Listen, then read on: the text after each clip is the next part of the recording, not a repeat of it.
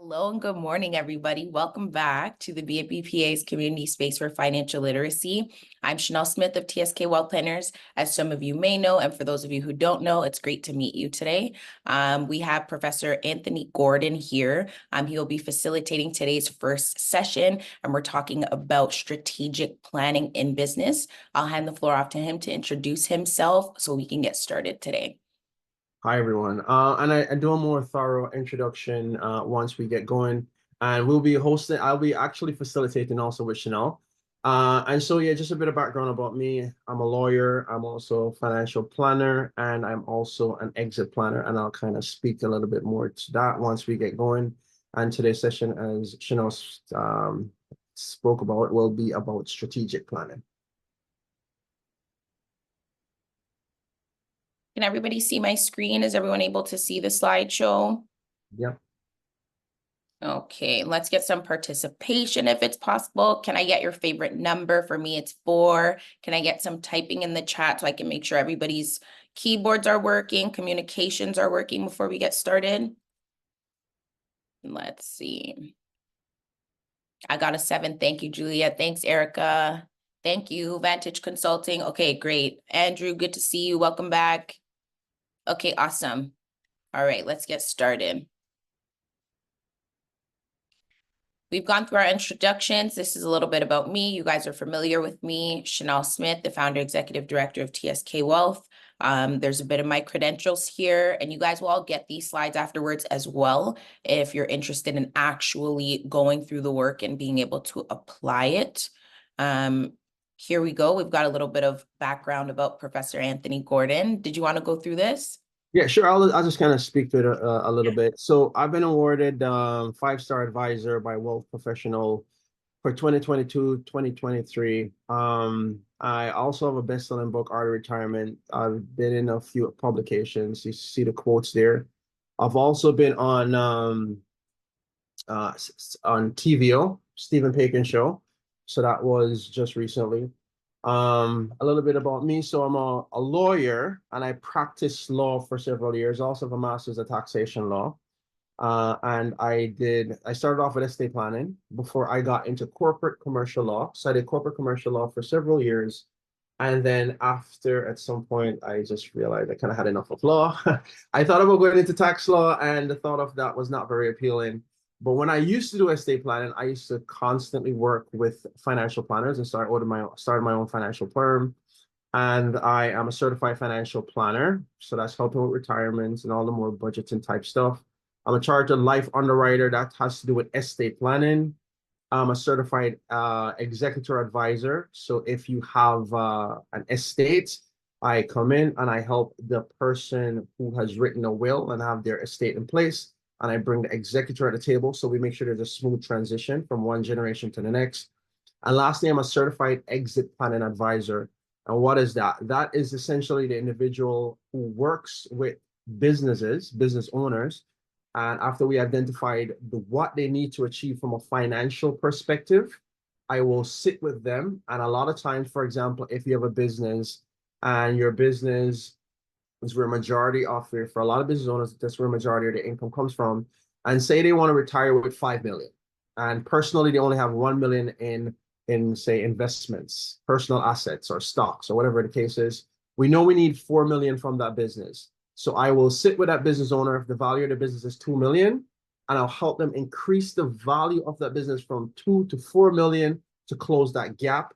And then we work on being strategic in the most tax efficient way to transfer those assets from the business over to the individual in their personal lives. Or sometimes it could be not only selling or transferring assets, but if they have a family member who wants to take over, we work on a proper succession plan.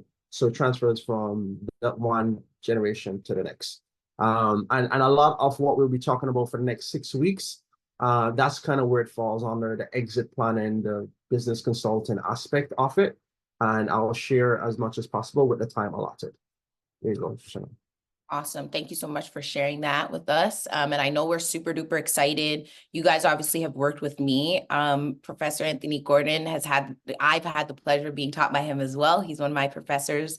My second degree, my BCom degree. He's taught us a couple courses, and me and all my peers definitely have admired him and admired kind of his career and where he's taken things. So I'm really excited for you guys to kind of get this little snippet opportunity to be learning under him. We're going to open up with a little bit of just business reminders or business facts here. And as I said, you guys will have access to these slides, so you'll get to actually click and hit up the links and that kind for more information. So on this slide, we're just seeing that about 16% of Canadian businesses are owned by women. So as we know, that's obviously a pretty small number. And that doesn't mention or regard for what portion of that is marginalized women, which is obviously a small take. 81,000 tech jobs. So Canada has seen a rapid growth in the tech and entrepreneurship in recent years in Toronto, Vancouver, Montreal, and they've recognized these places as their leading tech hubs in North America. So about 36% of Canadian entrepreneurs reported gaining access to financing or gaining access to capital as a major obstacle to business growth. And over 20,000 businesses have had to close temporarily or permanently just in that little quarter of February, between February and May in 2020 due to the pandemic. So we're still feeling the effects of that. And to begin today, we're going to go in and dive into strategic business planning, which is essentially how we're going to be able to overcome all of these obstacles, having a minimal amount of women in entrepreneurship, being able to take advantage of the rising tech industry, knowing that we've only got 36% of entrepreneurs that are able to access capital, just kind of fixing and getting over all of those gaps and hurdles. And today we're going to be going through things like the SWOT analysis, what a strategic business plan really is, and how we can create a strategic business plan. Chanel, can I jump in for a sec? Definitely. And I know that the theme of it is how to access capital. But what we're essentially doing is we're creating a foundation for that. So for context, I'll kind of give you a heads up what the next several weeks look like. We're going to start with the strategic plan, because that's the baseline and the foundation for where we are and where we need to go. From there, we're going to tap into operations, meaning we have the plan in place and we probably even start generating some income. But how do we systematically have an operation that allows for growth? And some people call it scaling or whatever, but it's just a process for optimization based on what we're currently doing. Now, once we have some growth going, we want to make sure we track our numbers. So the week after that, we're going to look at financial management. That is where, okay, now we have some growth. Now we started to watch the numbers and make sure everything's in place. The fourth week, we're going to talk about exit planning. Now, a lot of people think exit planning is just selling. It really is not necessarily that. It means you're exiting in different stages of your business. So you could start where when you just start, you're just working in the business. So you exit from just working in the business to taking on a managerial role.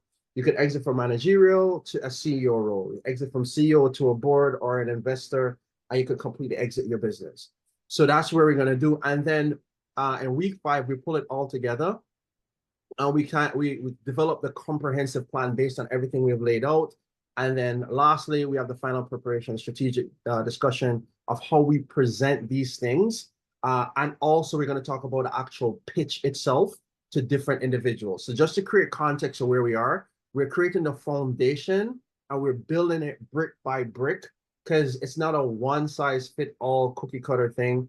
The best thing I would say is, as we go through this, we're actually giving you frameworks to write, even during the session, write different things. And when you get the documents, work on them in between and bring stuff to the sessions and ask questions. Yeah. And even today we're going to have some stuff there. So I just want to create a foundation. Sorry, go ahead, Chanel. No, yeah, I love that. I think that's really important because even as facilitators, like one part that we ignore is we're giving out all this information And still as a learner on the other side, we're kind of like, okay, what do I do with all this? So it's good to have a nice understanding of the flow of everything. And I think that was just well said. That's exactly how the next few weeks are going to go. And we'll take it as an opportunity. I'll try my best where I can to insert, especially when we talk about exit strategies. It was well explained. I'm working right now on an exit strategy for TSK Well. If that has nothing to do with selling, it's just the shift of my role and the role I've had to play in developing it. And then now that it's gaining traction, the change in the role I'll be taking on. So we'll talk about that and what that looks like for us as well. We're going to start off strong with the SWOT analysis. You guys can let me know in the chat with some engagement. Who has heard of the SWOT? Send me a number, your number. I have 5s, 2s, 4s in here, 7s, 1s. Send me a number if you've heard of SWOT analysis. Okay, Andrew, I know I got you, Andrew. Okay, Erica, awesome. Okay, good. So as we know, SWOT stands for strengths, weaknesses, opportunities, and threats. Strengths, of course, these are internal. Why do we highlight the word internal? That is going to stand out and it's going to always be important. You've got to remember that the strength of a company comes from inside. So it's not what viewers are looking at from the outside to say, okay, that company looks like it has great branding. No, a strength is maybe a company's ability to do something. So we have the ability to brand well, or we have the ability to make a good product. Okay. Weaknesses, same thing. That's the W. They're internal. So we want to remember strengths and weaknesses are internal. A weakness, what am I not so good at? Okay, we're not so good at product differentiation, right? That is a weakness. Okay. So just bear in mind strength, weakness, internal.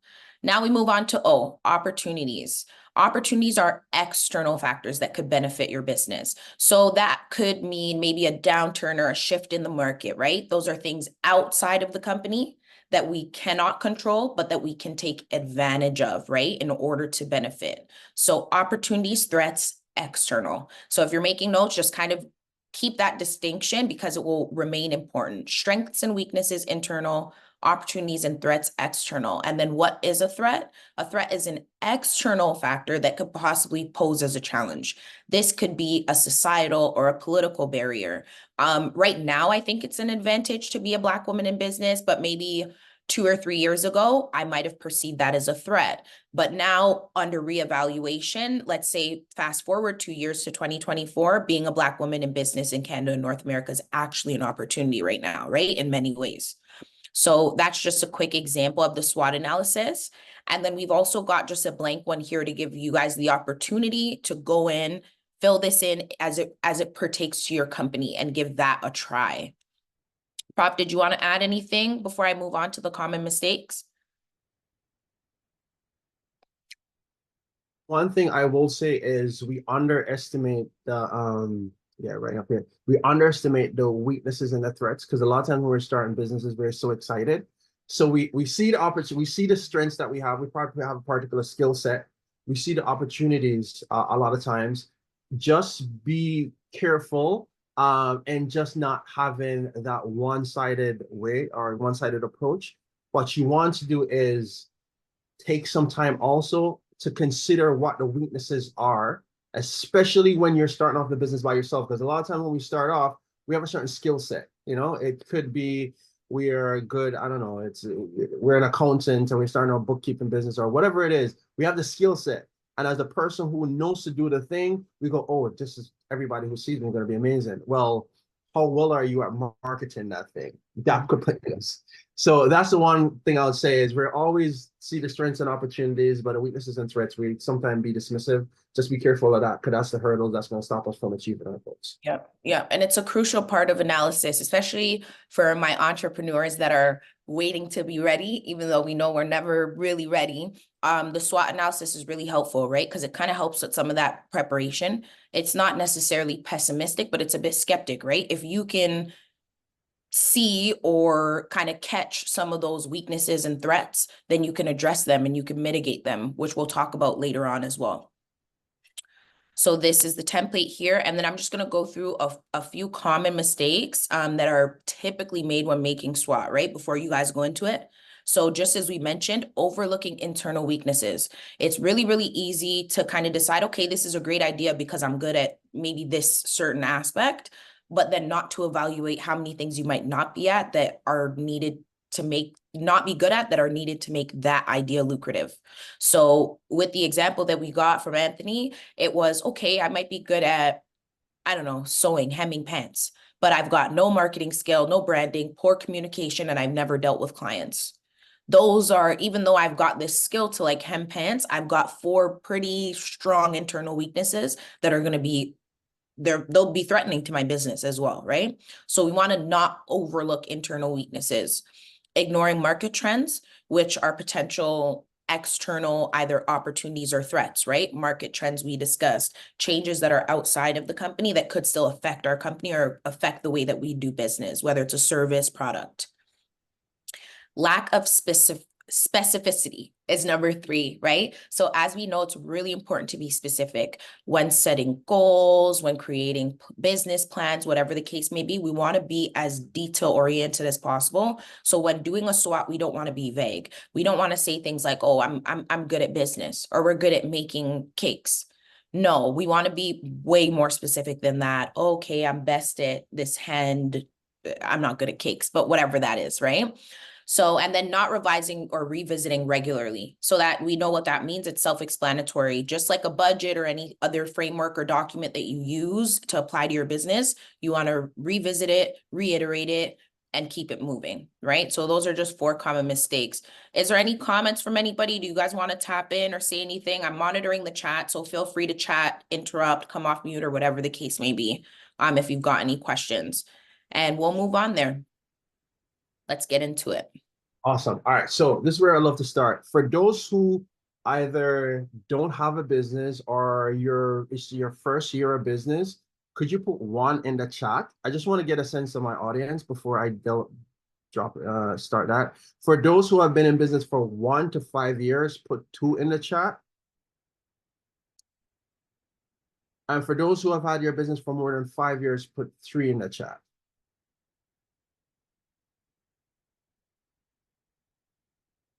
Okay. So we have, okay, so we have 3, 3, 2, 2, 1, 1. Okay. And for those who haven't commented, what's up? Or maybe, and by the way, if you don't have a business, but you're interested or think about putting a business, I'll still put that as 1. When I say you haven't started a business yet, or you're thinking about it, I want to put it as 1. I really love everyone's participation just because I like to know who I'm presenting to. And that way, when I speak about different examples, I know who to, I could highlight certain examples. So for those who haven't participated, if you could throw some numbers in again. So again, if it's 0, that means you don't have a business, you're curious about it. From that stage to the point that you've been there for 1 year, you started your business, just 1. If it's had business for 1 to 5, you could put 2. But if 5 or more, we have 3. So right now we have predominantly 3 and some 2. Okay, good. So we have some more. Okay, 2. All right, cool. All right, so developing the ability to achieve a strategic goals. Could you go to the next slide, please? All right, perfect. Perfect. All right, why do we do a SWOT analysis? We do a SWOT analysis because it's one thing because a lot of times for most people, we do something and we do it well. We probably got, great comments, or got great feedback. People tell us we should start this business, or maybe we are working for someone else and we consider, which is often the case, we consider, man, why am I doing this when I could run this thing myself? I could do it myself. And a lot of times we don't recognize what we're getting into, which is where the business knowledge comes in, and which is why the SWOT analysis is so important. Because if you do the SWOT analysis, and technically what you want to do is you want to do the SWOT analysis before you actually start, right?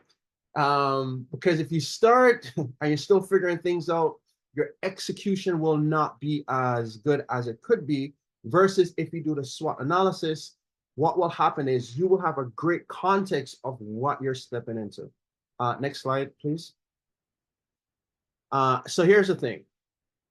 When you do the SWOT analysis, it creates the foundation for your business knowledge.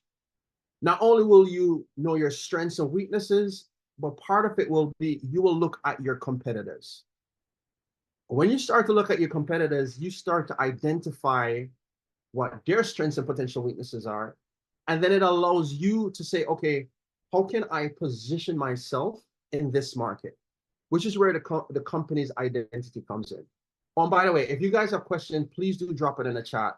I want to wrap this up by say 11:10, 11:15, the latest, because I want questions. I don't want, as a teacher, I'm also an educator. I teach at Humber. I also teach at Schulich Business School.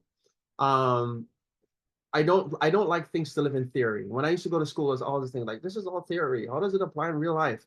I really want, at the end of this, I want questions, right? And if we can't get to all the questions, we'll take a copy of that and bring it to the weeks going forward. Because I don't want this to be theory. I want you guys to take this, implement it, put it in your business, and see real returns or real dollars and get good, get something from this versus a presentation that looks cool. So once you have the SWOT analysis, have it done, you'll have your company identity. You go, oh, so this is where the gap in the market is. I'll tell you an example of this. When I started off in financial services, a lot of what I used to focus on particular products. I did insurance. As a firm. Just context too. I'm not just speaking about this. I've done this. I've trained tons of agents, and I've helped agents get to 6 figures and beyond. I've trained several of them in doing that, right? With marketing, sales, the whole 9 yards. When I started with insurance, but over time, my focus shifted from insurance because I realized the real gap in the financial landscape is not product, it's advice. So a lot of what I do now is financial planning, right? And so I create that identity where everything has to do with the plan and the advice, because even people who are certified financial planners, 95% of them really don't do financial plans. They sell products, and that's fine if you sell product, but you need the plan and have the product fit in to the actual plan itself. So you create your company identity because now you're able to kind of carve yourself out and create an identity. Once you've done that, you have the landscape, then you go, okay, good. I know where I fit in. I know who I want to be. This will be my image. This will be my logo. This will be what I am known for. So I need to be strategic about that. I know I need to have goals. I need to lay down some things to give me guidance to take me from where I am to where I need to go, right? So you create some primary objective that the company wants to achieve in the future. Next slide, please. And that comes from goals. Now, here's the thing. When I sit with people to achieve goals, whether from a financial planning perspective or whether a business owner who, for example, wants to exit their business or grow their business, whatever the case is, I go, okay, tell me, what are some of the things you want to achieve? Next slide, please. They will start telling me a list of things. Okay, well, we need to hire more people. We need to hit this amount of numbers. This supplier is crappy. We need to have a better supply chain. We need to organize that so that's more efficient. We need to up the market. A whole bunch of things. Here's why that doesn't work, folks. It becomes confusing. And when you have so many things to choose from, it leads to indecision. And indecision is a decision, but it's a decision to fail. Because when you start working on one day, you get pulled further on it, it doesn't work. The most I've seen are 3 goals. No, it doesn't mean that those goals don't have sub goals, because you could potentially, one of your goals could be higher profit margin. But if you have a higher profit margin, of course, there's a increase in potential revenue, but also cut costs, right? So it's twofold, but it gives us something to focus on. So generally what you want to do is have 3 big goals, stick to those 3 big goals, and those big goals may be a feeder for other things. But in terms of managing, if you can't manage it, then what you have is you have no accountability and it gets lost. And quite frankly, 6 months into the strategic plan you have, you go, oh my God, what am I doing again? You lose track of it, right? So that's why the 3 goals are important.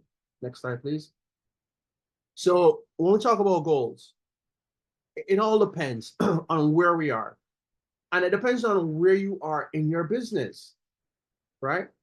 Your goals are going to if you're just starting out, which is why I'm asking these questions. If you're just starting out, your goal may be, and quite frankly, this is what I say when you just start off. I was like, yo, your goal is just to make your first dollar. After you make your first dollar, I go get 1,000. After you get 1,000, you push for 10,000. After you get 10,000, you push for 50,000. After 50,000, you go for 100,000. After 100,000, it's usually 300,000. Then you go to 500,000. Once you get to 500,000, usually you're at a point your business, everything goes well. This is where the scaling part of it comes in. And if things go well, that's where you go to 7 figures. But it depends on where you are. So if you just starting out, I'd say sell. Just get at least one client. Start off by so that could be your first goal. It could be you have the service, you haven't packaged it well. So it could be, okay, how do I create an offer? Which is super important. That's another thing. Sales and marketing. I mean, I'll touch on that next week. But that's a critical part, because quite frankly, when I sit with business owners, that is usually the worst part, not worst, the most challenging part, the sales and marketing aspect of it, in terms of actually getting on, especially in today's world where everybody has an access to a computer or a phone, and you can just push things out. And how do you separate yourself from the noise, and what do you need to do to create momentum? What do you need to get awards? Like, I didn't just coincidentally get those awards. I didn't just coincidentally got on television. I didn't coincidentally just write the book. It was all strategic, because I go, no matter how good I am, if nobody knows I exist, it's all for nothing. So what you want to do is, based on where you are, determine your goals. So these are some suggestions. It could be revenue goals.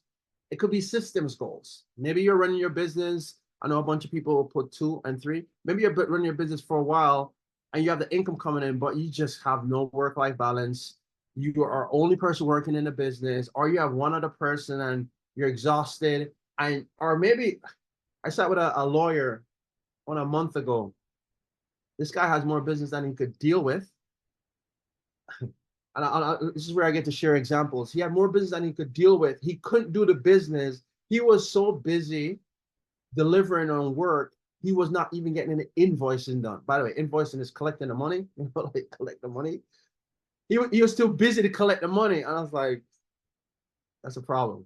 So and I go, why is that? He goes, because the person who I have is a certain process because of regulatory requirements, and it's taking longer. And I have to sit and go through with them. So this is a simple thing I said to him. This is what you do. Sit with her. Record yourself going through this process. Standard of procedures. Document the process, videotape the process, write it out, hand it off to her. You may need to have her watch her go through it 1 or 2 times, but I guarantee you in a couple of weeks, she should be good at doing it by herself. Simple. And by the way, this is a guy who's, scale 7 figures, has about 12 employees. It just was, you don't know what you don't know, and it's just a gap. And this is what it is, right? So systems, for him, it's a systems problems. One little tweak, one little solution, it changes his whole thing. Now he's able to invoice and get a whole bunch of money coming in. It could be shareholder goals. Shareholder goals mean a lot of times we are in a business and the money stays in the business and we're putting money in the business. But what about having to take in money and paying yourself from the business? How are you going to structure your business to do that? That's what shareholder goals look like. Customer marketing, again, that's a huge part of it. And again, a lot of these topics are things that could have their own 6-week things, but it's customer and marketing. It could be, okay, how do I get more clients? Or what I see for most business owners, especially if you're service-based, it's not even how you get more clients. It's literally, how do you make more money? So I'll share another example with you. I was working with, speaking with somebody who's a coach. They do leadership coaching. And they were charting, he goes, Anthony, I want to increase my volume by this amount. And I go, okay, cool. Tell me what you do. And I go, I just need more people. I go, I don't know if you need more people, more than you just need to charge more. And she goes, oh. And I go, well, how could I charge more? That means I'm not competitive. And so I said to her, what's the value that you offer? Right? If you're valid, this is the way I look at it. And sometimes you have to sit with whatever, especially if you're service-based, sometimes it could be an abstract aspect to it, right? So, and sometimes it's grounded in numbers. If it's performance-based, you provide consulting, person increases, that's easier to look at. And I always say, provide 10 times the amount. So if you could technically, if you could help somebody generate $100,000, you charge them $10,000, you know, they got the best part of the deal, and you still walk away with $10,000, right? She was a leadership coach, and she's working with organizations from a cultural standpoint. And when these people are all aligned, for one, the culture feels better and people come in and work better in the organization. But also when people are locked in, the volume of the business goes up. And the amount that she was charging, I said, let's reverse engineer. If you provide this outcome, what the amount of money will be. And then she increased her fees for the next proposal. And she goes, I send it off. And I just send it off and close my eyes and just cross my fingers. And then they came back and goes, okay, yes, we'll take it. And she goes, my God, they said yes. And I go, yeah. And they didn't even rebut on the price, which means you could have went higher.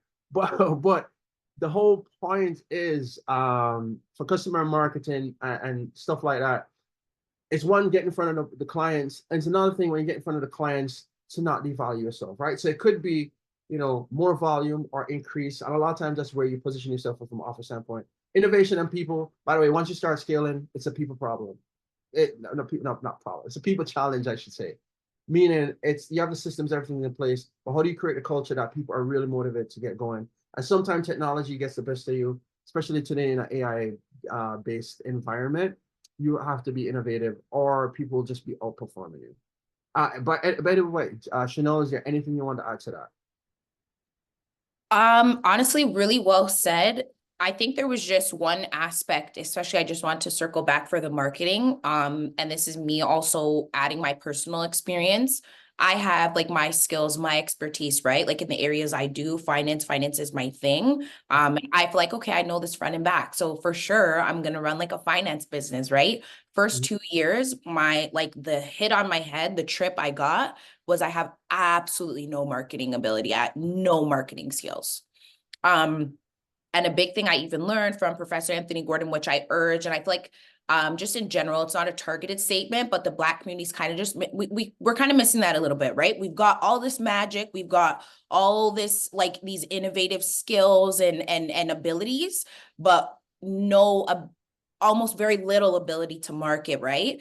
And I always wondered, I'm like, why are marketing and communications put in the same category? But that's because marketing is actually the ability to communicate what you're able to do or what it is that you're offering. So we kind of want to remember that, right? Like if I'm sitting over here and I'm some sort of mathematician, that's great. But how do I let the world know that? Right? So we want to think about that in terms of business. I think it's good that we're kind of stressing this when we're talking about this because it is a common place, I feel like, where we kind of falter in terms of grabbing that market share is marketing, right? Our marketing, our branding. So I feel like we'll talk a lot about that and cover that in each step of the business planning because it is something that's typically undermined by us, right? And we don't want to undermine it because I'll end on a small saying. There are people less qualified than you doing the things that you should do, right? Just because they're better able to, I don't know, to apply it, or I don't remember how it ends, guys, but you know, you're all familiar with that saying. So the last thing you want to do is allow for other individuals who are not as capable or not as skilled as you to come and take over because they're louder, right? So we're going to learn that and we're going to practice that. So that's my little bit there. And then we could keep it on. Yeah, exactly. And by the way, next week we'll talk about marketing as one of the things from an operation standpoint.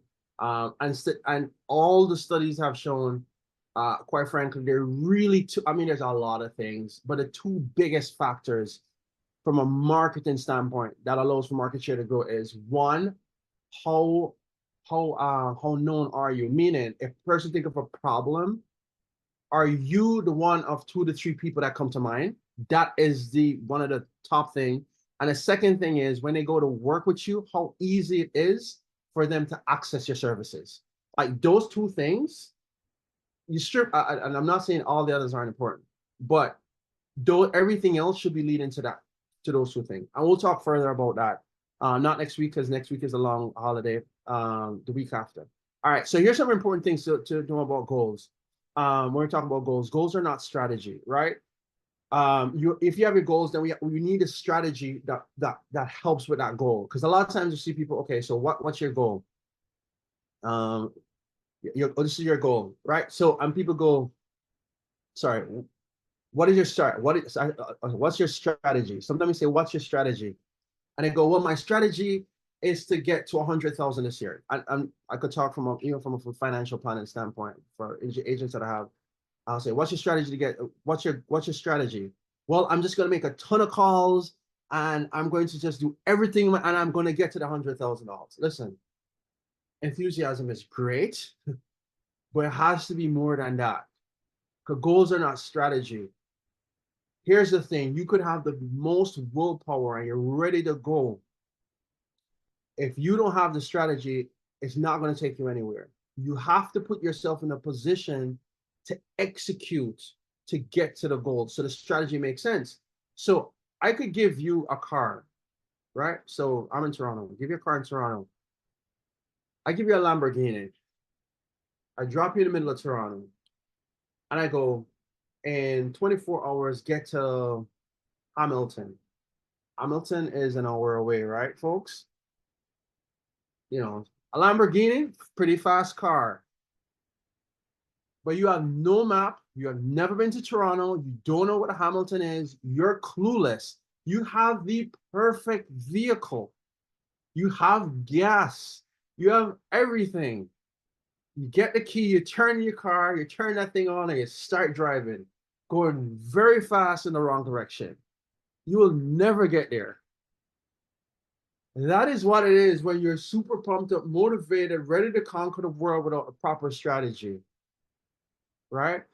So watch, and by the way, by doing a SWOT analysis, you will get a sense of what strategy you want to take on, because you will get a sense of the landscape and your competitors, and you will already have seen what they're doing or where there are gaps in your marketing, right? And it also allows you to be innovative and create some other things that is not necessarily in the market. So what you want to do is put yourself in a position to have success. All right, so this is one of the things I do. So I'll show you one of the things I did was, I came here, I go, how do I separate myself from everyone as a financial advisor? Like, there's so many financial advisors, so many financial planners. Like, there's a lot of people, and some people come and go. In fact, I think what, 80%, 90% of the people who start financial services within 5 years, they're all gone, right? But your constant flow. I wrote a book. But here's how I was strategic in running my book. The book is called The Art of Retirement.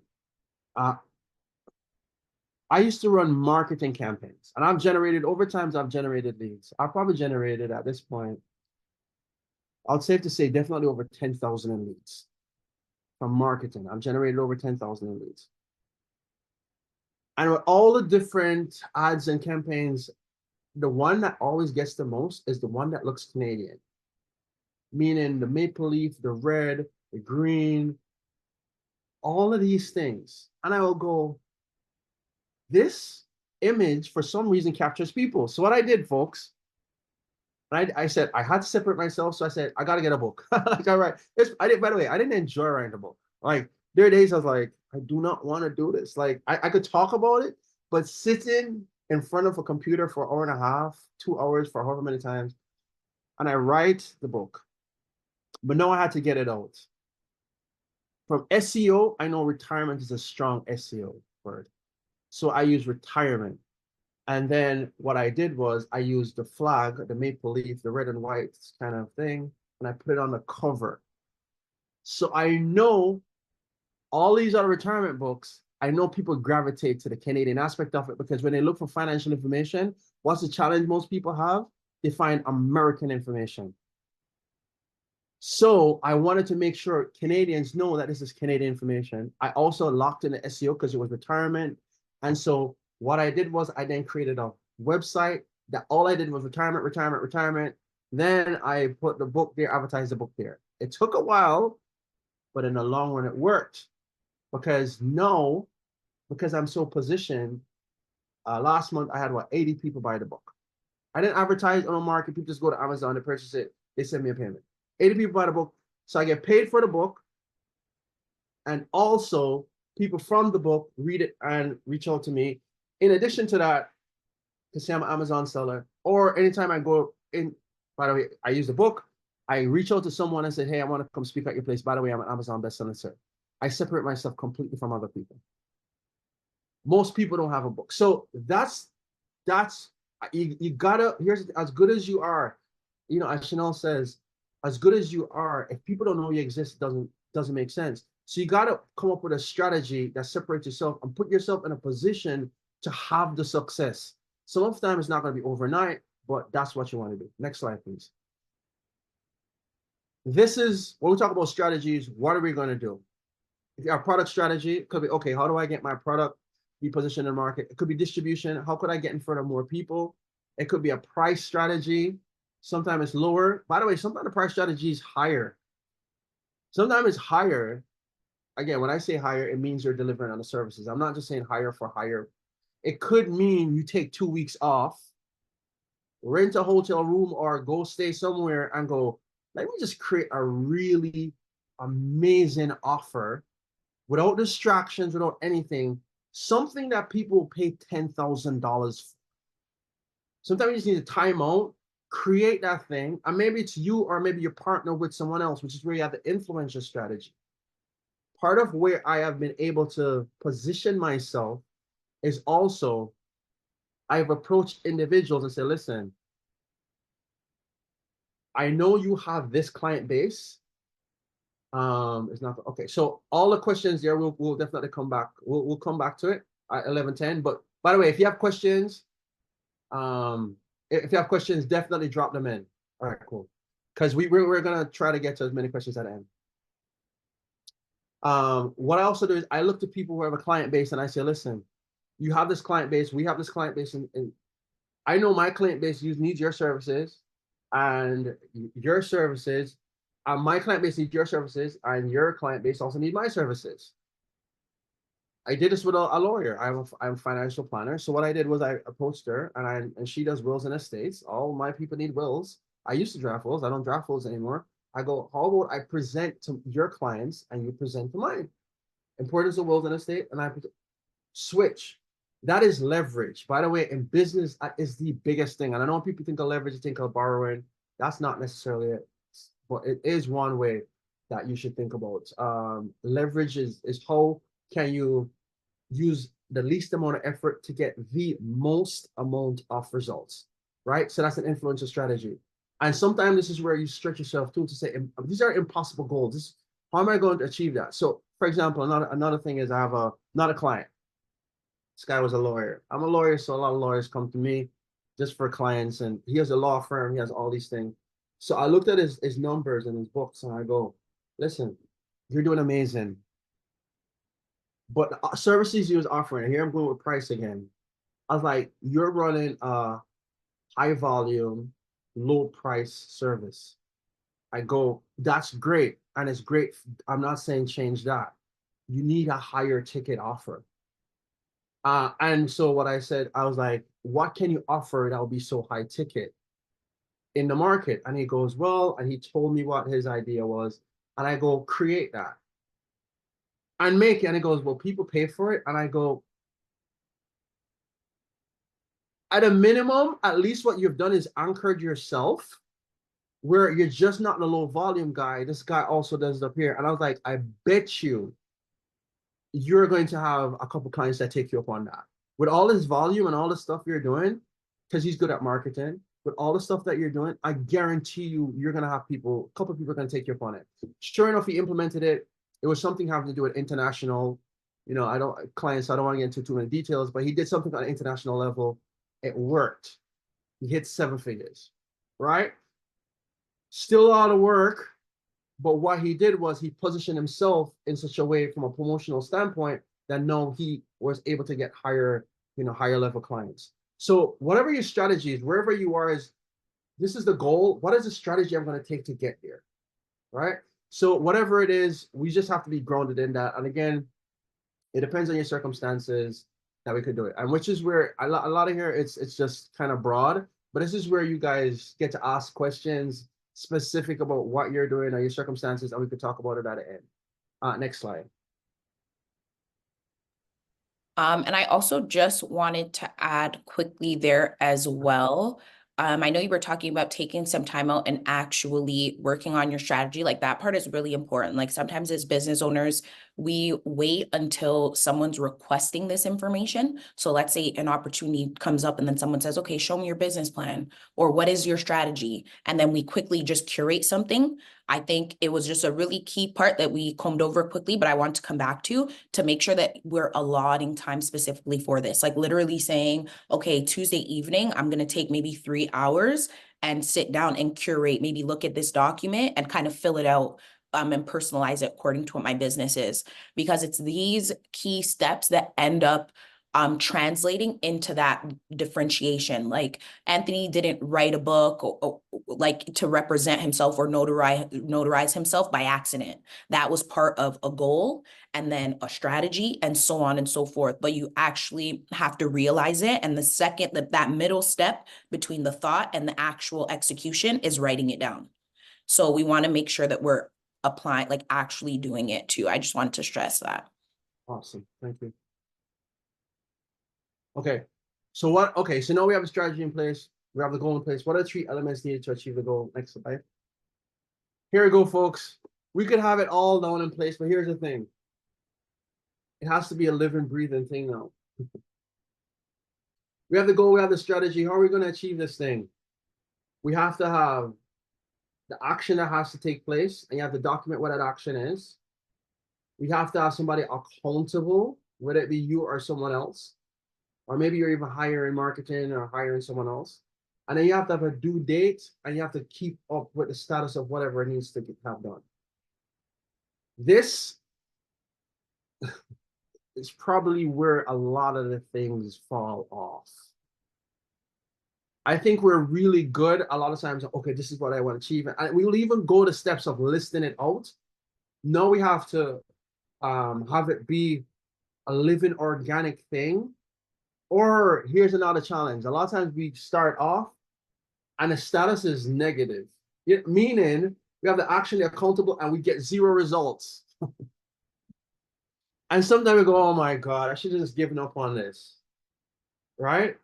Sometimes that's the case, where we just give up. But here's the thing: if we've done the research and we've done the work, we go, one way to look at it is, okay, this is one way this thing is not working out. What else can I do? Or what am I doing wrong in terms of execution? Or bring someone in and do a brainstorming session or something if you're not getting the results. Because a lot of times when we fail, and I don't even like to use the words fail, because failure is when you completely abandon something versus when you're still in the action of it, not getting the results. I don't necessarily consider that a failure. I just necessarily consider it a feedback to say, okay, this is one way this thing is not going to work, right? And if it's one way that's not going to work, we're going to shift it and do it differently. So if you get grounded on what your goals are, and if you don't immediately start to get the results, it doesn't necessarily mean that you abandon this thing and you forget it and you get it going. It just means, okay, what are the other ways that we could get to this thing? Or maybe you get the results and the results are not as good. Then you go, okay, what else can I tweak to change this thing? But nonetheless, even if you have to pivot, because sometimes you do get feedback and the feedback is, okay, this thing is not good for the market. People don't want it. And it's a flat out whatever. You go, okay, well, how do we position some other service, or how do we deliver some other different product to the market, whatever the case is. But either way, when we're going for goals, this is the part that's super important. Action, accountable status, action, accountable person, and due status. And we have to keep tracking that. Next slide.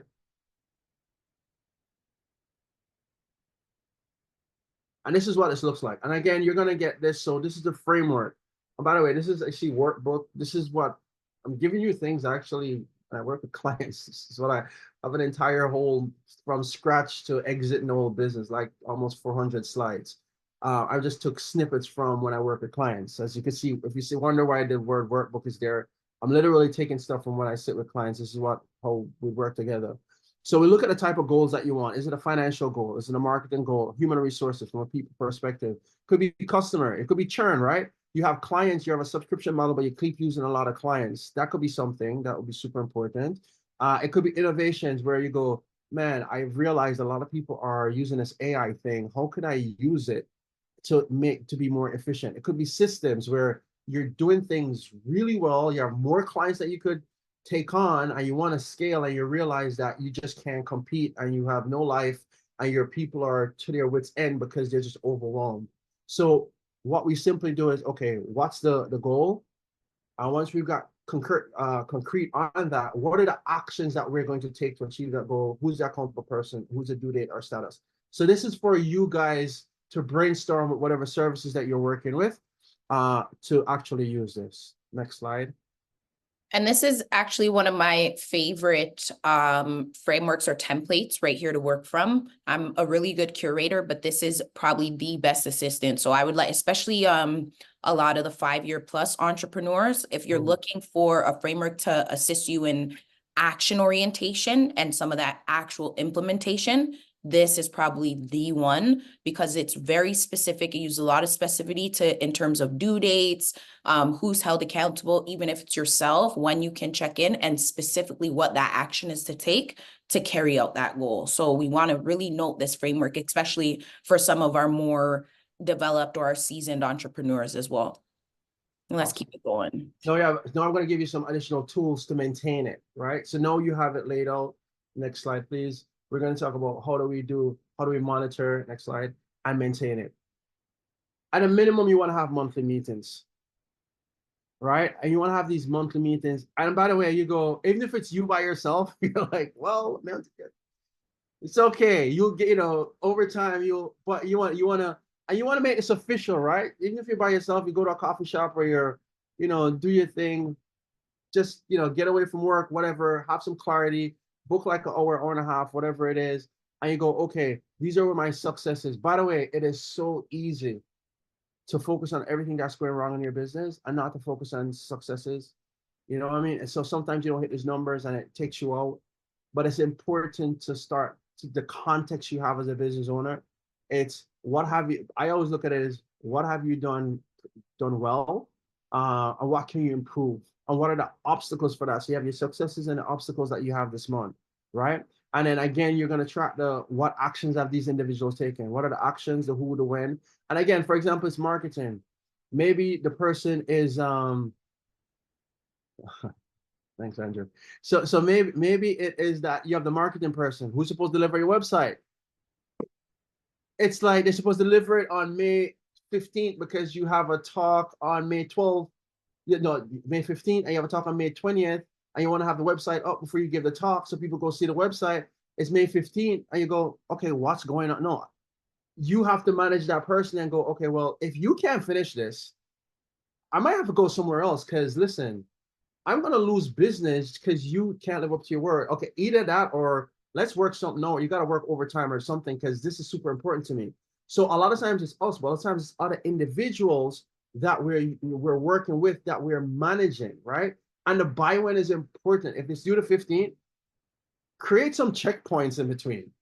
Some checkpoint on the 10th, on the 1st, on the 5th, the 10th, just, hey, just checking in. How's that website going? Hey, just checking in. Are we still on target? Right? Because it's so, and just a simple text message, because sometimes it's so easy for us to get caught up in everything else that we lose track of that, which is why the time aspect of it is so important, right? So what you do is, depending, for example, this one was like, we have a couple of things in place: customers, innovation systems, financials. Again, only 3 goals. There's space for 4, but only do 3. And then whatever it is, did you achieve those goals? You go on the customers, churn. I wanted my churn to go, and churn is literally just losing if you do subscription model. I suppose you're a coach and you have a subscription model and you wanted to keep at least 5% of your clients. And last year you lost 10. So now this year, okay, where am I with this, with keeping the customer's perspective?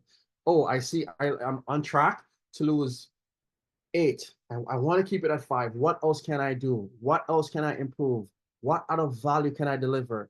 Those are the type of things that you keep track of it month by month based on the actions and what the commitments were. Innovation, again, innovation is the same thing, or people. Maybe your commitment was to hire people.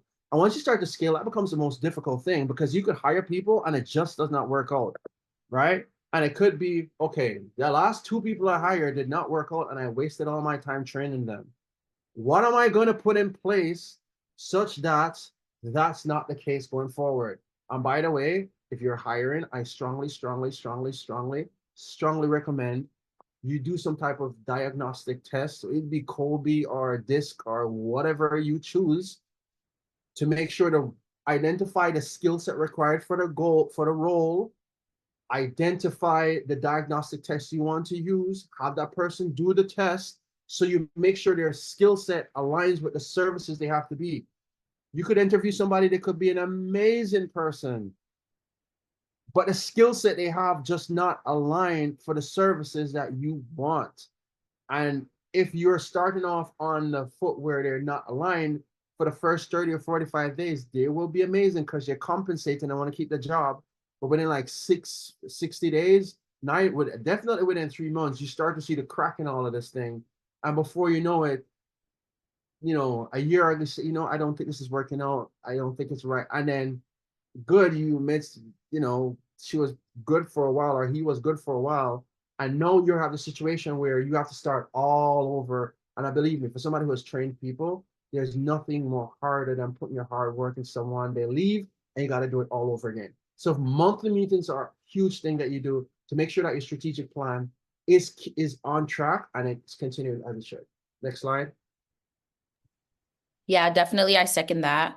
One thing I really had to learn very quickly when hiring employees is that iteration is really important. Like as business owners, we don't like the idea of like, okay, I already made this. I put 6 hours into kind of making this business plan and this strategy.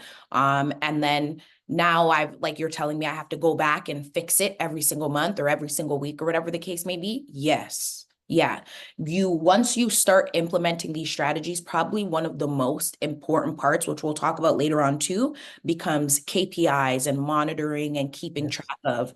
So as many different ways as you can set up. I know like one of the main things that like Prof was talking about was that like the monitoring, the checking in points, right? It's a goal in itself to see through your goals by checking in at certain periods. So that in itself can be a goal, and you want to be your own cookies for your company. So like Apple, Meta, all these tech companies, they don't put much effort into anything because they've equipped their technology, so their product, with the ability to quickly monitor what people already do and then iterate what they do based on what we do as consumers. So we want to be our own cookies for our business. We want to be paying such close attention to what's working and what's not working that we can quickly, right, and efficiently fix those or alter those things and offer a better service or a better product.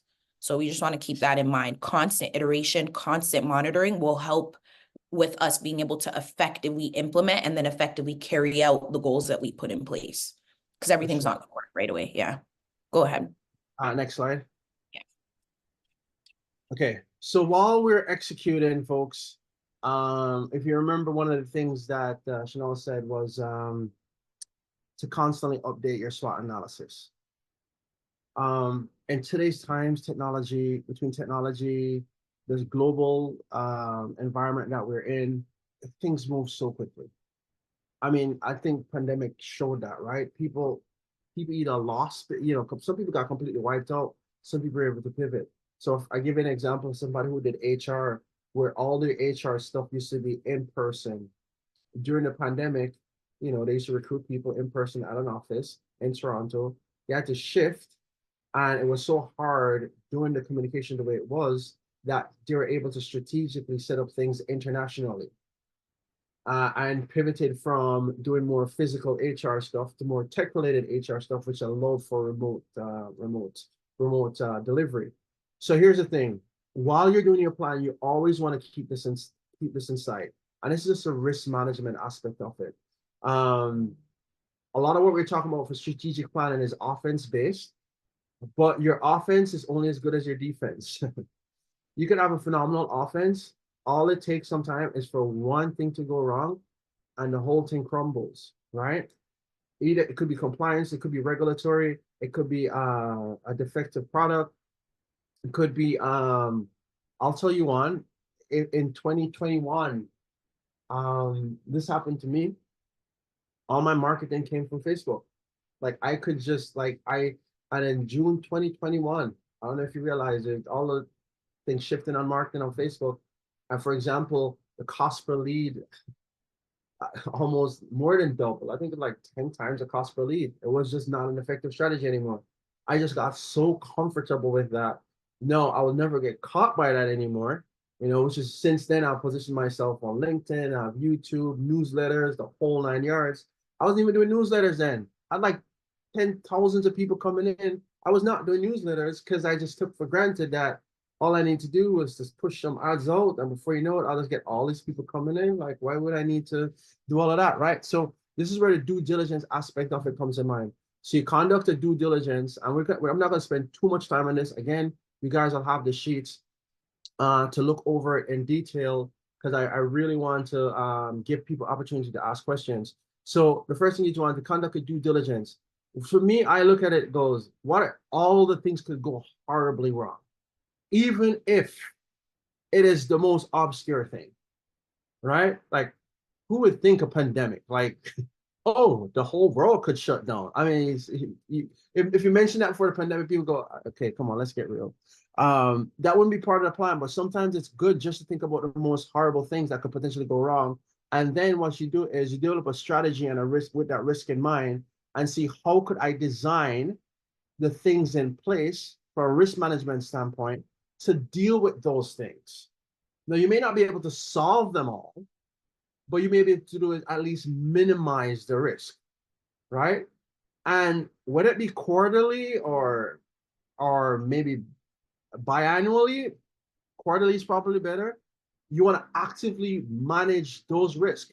Look at what could go wrong with my industry. What could go wrong if with my pricing? I got pricing, but somebody undercuts me.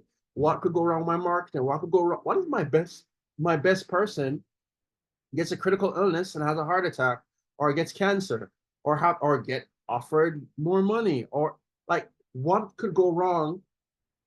And what you do is you put a plan in place to deal with that. So, for example, yesterday I worked with a business owner. So he came to me. We're doing a financial plan, and we're also looking at his business. This is a one-man shop, right? He has 3 kids. They're all about to go to university. His wife also works, but he generates a lot more to income. And so I'm talking with him, and I go, tell me about your business, and talk about revenue. And I go, do you have anyone? He says, no, I have no one else, and it's just me. I was like, and what happened if you get an illness? And he goes, I'm pretty healthy. I work out. Right? I go, yeah, but you could just get hit by a truck. I didn't say hit by a truck. You could just be in an accident. That's what I said. And I go, listen, I consider myself healthy, but last December, somebody literally just ran right in my car. And the person, she said, oh, I didn't see you. I don't know how, I think she's on her phone, quite frankly. But she literally accelerated right in my car. That has nothing to do with health. That has nothing to do with, me doing anything wrong. It has everything to do with an individual who just happened to not pay attention. It affected me a bit. Thankfully, it wasn't too crazy, but it could have been crazy if she was driving faster, or if she had a bigger truck, if she had a car, if she had a truck or some, it could have been devastating, right? So I say to him, you are your only business. You are the business, and if you're gone, what happens to the business? So one of the things that and this is our first meeting together. So one of the things I said to him was like, listen, you need to create standards and procedures, because a lot of what he does is digital. I was like, technically, you could have instructions in place that if you were not able to be there, someone else could run it for you, or you could even partially do it and have them do part of the work. But what you're doing in terms of your services is really, you have the ability to systemize this, and you should at least consider that, because given your circumstances, if something were to happen, that is all your planning is going to get diverted to go somewhere else when you could have taken a stock to do it. So we have a risk management checklist. There's, I think, like 3 or 4 more pages with a bunch of stuff. You could just kind of scroll past them. I'm not going to talk on them. There's just more details. You guys could go through and look at it, scroll down. In the interest of time, I'm not going to do it. Definitely. But what I want you to do is this. Look at them, because as you have your strategic plan where you're playing offense, you always want to play defense. You score 6 goals and you get a hat trick, You think your team's winning unless the other team scores 8, right? I'm a soccer fan, so that's kind of what it is. So you got to definitely consider that in terms of what you're doing. So this is the framework for creating a strategic plan. Let me look at one of the questions. Is not competing on price an effective strategy? Competing Yeah. on Mhm. yeah. So Andrew asked that it absolutely could be an effective strategy.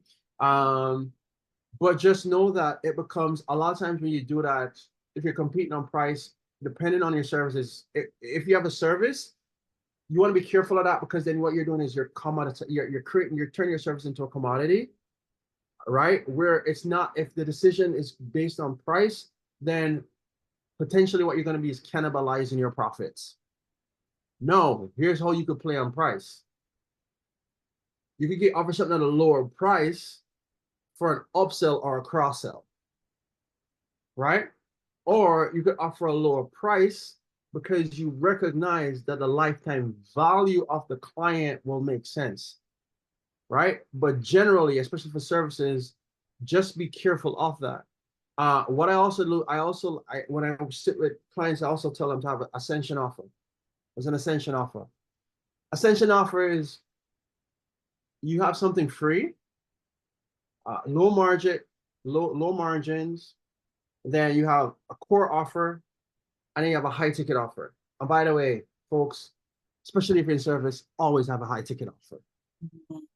Always have an high ticket offer. So when I work with clients, I always tell them my highest plan first. And this is no, I'm drifting into sales, but what it does is anchors who you are and anchors the prices you charge. So your core offer looks a lot more reasonable. And in fact, they're more likely to move with you. Here's another thing, depending on what you're offering too, the best in class is never the cheapest.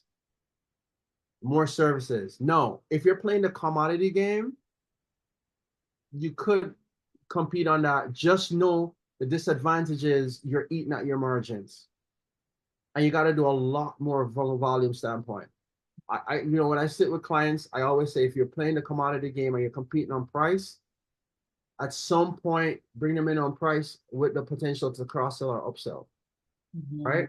So bring them in. I have a lower way for people to enter, but once they're in, and by the way, it's simple marketing. I'm pretty sure you've all gone to do the book, the free book with the shipping. You go free book, we'll pay for the shipping. Oh, great, I'm getting this thing. And the shipping, they pay for the shipping. And then right after that, what do?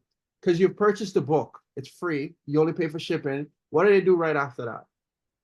They say, oh, by the way, don't you want this course that is for $49? And if you say yes or no, they go, oh, but by the way, we could offer a group coaching program or a group thing, which is higher. Yeah. And then after that, it goes, but to get there even faster, we could work one-on-one, a higher. These are, everybody does this. Like, this is why Camry has different cars. This is why Honda has different cars. You have Honda Civic, you have the Honda Accord, it goes all the way up. That's why Toyota has Toyota Corolla, Toyota Camry. You love your Camry, you make more money, then they come and say, you know what, you Pilot. exactly. You won't go in this thing. Or they go, what about a Lexus? Yeah. So it's these are the principles of it. They get you to the entry level, but move up from a marketing standpoint. But yeah, so I'm not saying not competing on price is not, it's just a straw. It just be careful of that game, because if you start to play the game of commodity from a margin standpoint, and when we look at financial management, you'll see that it's one thing to have $1 million in revenue, but if you're $1 million at a loss, it kind of makes sense that you probably sell a lower amount, but have more margins. So you think you make $1 million, but you're operating at a loss, 10,000, 20,000, versus $500,000 revenue, where you're operating at 50% margins, that's $250,000. A lot of people go, oh, that's a bigger business than $1 million. Yeah, but who's a more profitable business? The business doing $500,000. So you might not have the stature, but you have the money. So you got to be careful of the strategy you choose and how it's actually implemented in that respect. And I think that's what speaks to like sustainability, right? Because we've got a variation, such a wide mix, difference of starters, Yeah. entrepreneurs who are just interested midway, like, seeded phase, halfway, and then we've got some established, like some more mature businesses. So with that all being like mixed in, you definitely want to have variety there, like diversity and strategy. And Yeah. then I would probably build even two on Andrew's question and say that's not like a one size fits all yes or no type of question. You would have Yeah. to definitely know the business if competing on pricing is even an effective strategy, because as mentioned earlier by Anthony, because price competition is only based on like pricing lower, right, to beat your competition. Otherwise, if you're pricing higher, then you haven't, that's not price competition, that's like uniqueness, right? You're competing in a different way, you're adding value so that you can increase your price. So with the example given closer to the beginning, if you guys remember, he had a client that needed to increase their pricing. So, and when you're, just keep in mind, when you're increasing your pricing, that's not price competition. That client would have had to add value to their business to increase what they're charging. So that's different. That's value added. So you're competing on with strategy.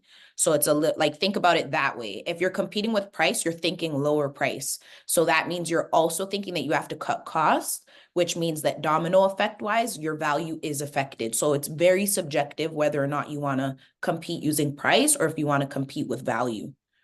Great point, Chanel. Because once you start, especially when you're more higher ticket, 2,000, 3,000, once you get at that level, people don't necessarily go, if people can't afford it, I get it. But a lot of times if people can't afford it, they go, okay, so what comes with that? Exactly. That's the question. It's not like you're the cheapest, so I go, okay, I pay 3,000, but what comes with that? I pay Yeah. 5,000, what comes with that?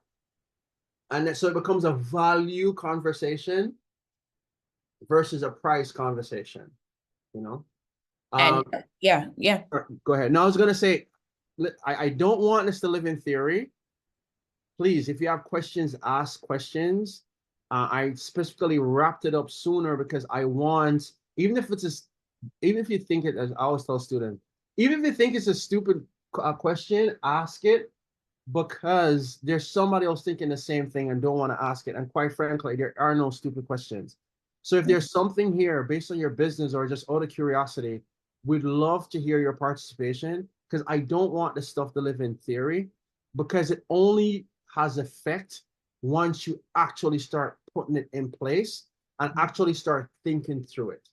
So is there any questions based on the information provided so far? Hi, Anthony. Yeah. This is Andrew. Hi, Andrew. Thank you for the explanation. It gave me a little bit more insight into our strategy. So my company is a home care company, and we provide caregivers, PSWs that go into the home and provide care for the elderly. Yeah. And over, since COVID, a lot of the pricing has increased. Yep. Labor has increased. So in general, all of our pricing that we offer on an hourly rate to our clients has increased. Yep.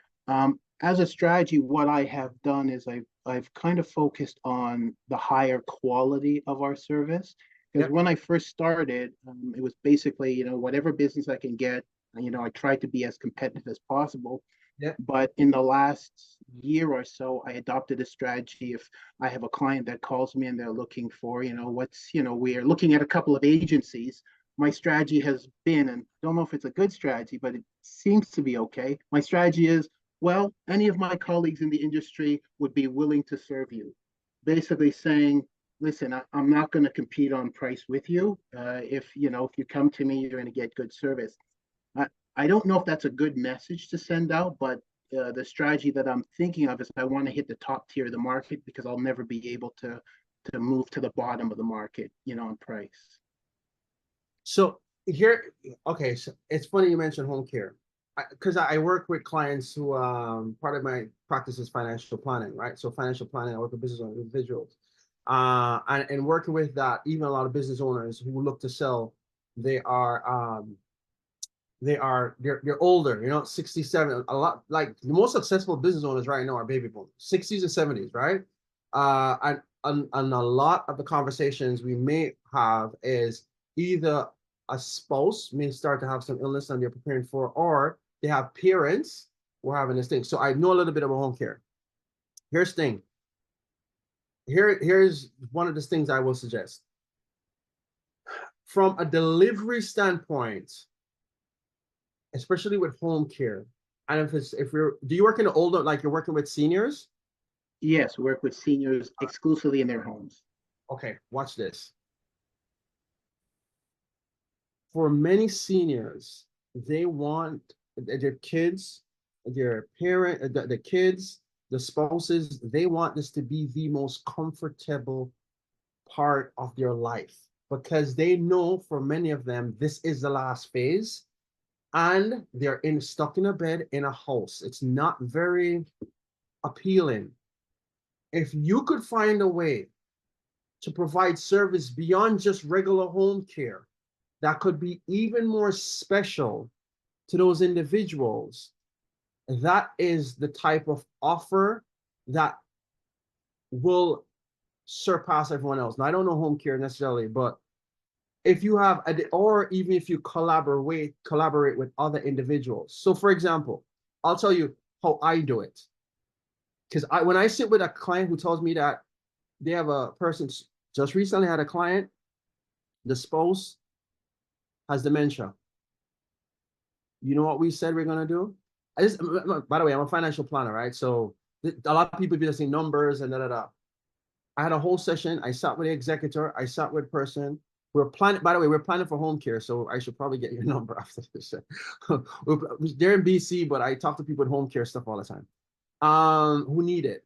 And so what we do is, I said to her, as a financial planner, this is what I know you think about financial planning. Let's start documenting the memories, because this person has dementia. Let's start documenting the memories of this individual before it's full onset dementia. And I go, oh my God, we kind of talked about doing it, but we never did it. And I go, here's the document and here's a framework for doing it. Give them the paper with all the things to document. And I go, here's the one thing you do is, don't just document it there. What you should do is also record it. She goes, but I don't have to record. I was like, use your phone. Listen, when he passes, his grandkids will have this. His great grandkids will have this. And then I provided him with an executor checklist. So he lists all his banking information and everything so they could know where things are before he forgets. And then I provided the executor with an executor checklist for, heaven forbid, when he passes, if it's 3 months or 6 months ago, that all the things that needed. I guarantee you, you cannot. 98% of financial planners are not doing that. I gave them about 6 or 7 documents. That within itself is a whole, that could be a service separated that I give, right? So no, when I charge my price, you cannot put a price on memories. So to your field, and I know this because I'm having these personal conversations with people. To your field, if you can create that I just told you, that, oh my God, the memories, and oh my God, your home care service, I thank you. You want to reverse engineer it.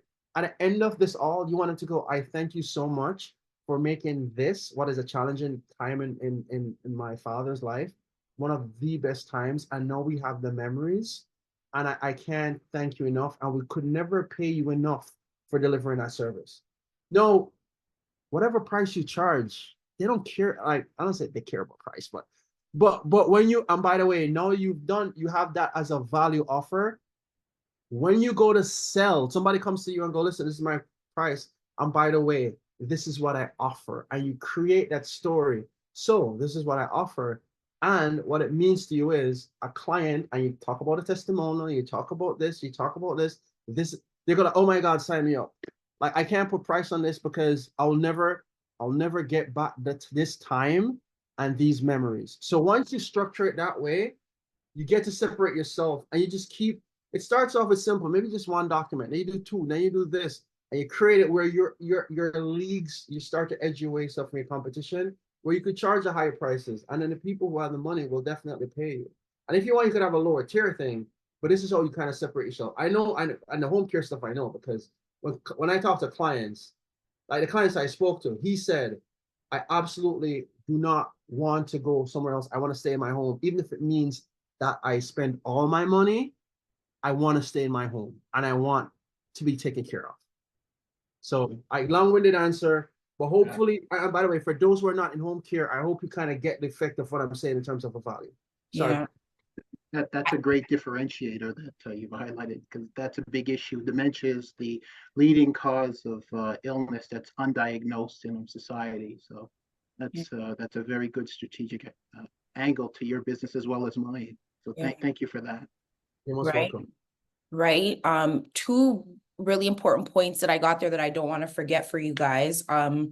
I'll start here is a team, right? I don't know if you guys caught this theme throughout or not, but the way Anthony works is he's got, remember, right? Are you one of the first 2 to 3 people that come to mind? So for me, when I think of my friends, my social group, my peers in my business, 100%, I'm like self-declared queen of finance, young, sisters keeper of finance. Like I kind of champion that. So I know for certain, like even my friends that aren't in that field, people are thinking about finance, like, now it's like, Chanel kind of does something like that. Like, let's hit her up. Cause even if she can't do it, she's going to be the person to know somebody to do it. So we want to have that little team, and I'm going to shift. This is going to go to my point number 2, so that I could translate the advice for Andrew to all the business owners that are on the call really quick. Which is that, let's say if Andrew's providing a service that's like an add-on package, like he calls like the magic package. And that's now like a team of an external, like 4 people, me, Anthony, somebody else, and like a teeny bopper that's a digital content creator. Now this team comes in and adds a bit. I talk to the families to let them know, these are some of the things you can start thinking about on the side while we take care of this. Anthony's like, hey, listen, I got to talk to the executor. And then we got the digital little teeny bopper that's making videos and remembering to do all the TikToks with the person that's aging. Like, and all of a sudden that is 100K in value right there. 100K easily, right? And you could make that an add-on, or you can make it part of a maximum level package, right? That just came off the top. We just kind of did that because we've been doing this for long. But the way that translates to everyone's business, and I have here in my notes, is that kind of what I said at the beginning of the call, where I don't want to put us over here, but it's that idea that you start where Andrew said, we all started there. It's the corner boy start. You're taking anything. Even if your price is 20, somebody says, I'll take that for 15, you're selling it. You want sales at that point. But exit strategy wise, which is what Anthony specializes in, is that idea that I'm going to go executive with it. I'm going to get to that point where I'm that, the old man that's sitting ready to retire. I've got 5 clients that are paying me like 6 figures a year, right? I'm not marketing anymore. I'm passively part of other people's success. So that's the shift that we're all trying to make as entrepreneurs. And then that's this journey for the next few weeks. So I just kind of want to make sure we have that in our mind. We want to shift from corner boy to exec for all of us. Awesome. Yeah. Well said. Well said. Yeah. Next slide. And what's that? Do we have one more slide? Yeah, we have one more.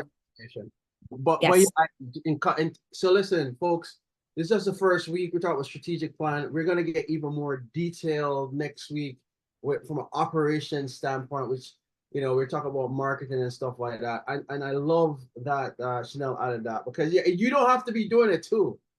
You could partner. I mean, in the group, you could partner with other individuals to collaborate and deliver, and together the value is higher than it would have been if it's just you trying to do the whole thing. Perfect add-on, Chanel. For sure. Thank you. Thank you guys too. I see some thank you. Thank you guys it was such an attentive day. Participation was great. I think this was a great jump start. I'm excited to